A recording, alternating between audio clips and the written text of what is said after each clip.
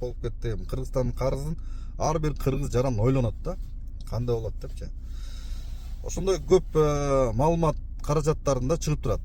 Анан ойлойт элем, кандай каяка кетет, кандай карыздарды эмне үчүн алат деп. Кече МВД болсо Исманкуловду кармады, көз дарыгерди, профессор.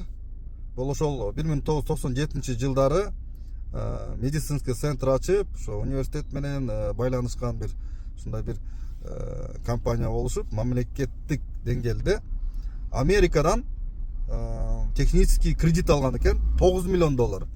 Оборудование беришкен экен, ошол оборудование Кыргызстанга келип, Исманкуловго өткөн экен. Жеке менчикке өтүп кеткен. Кандайдыр бир махинациялар менен, мошенничество менен өтүп кеткен.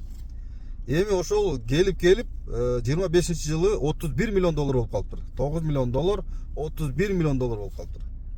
Эми Исманкулов ким десеңиздер, бул ошол көз главврач, профессор, өзүнүн частный клиникасы бар эле.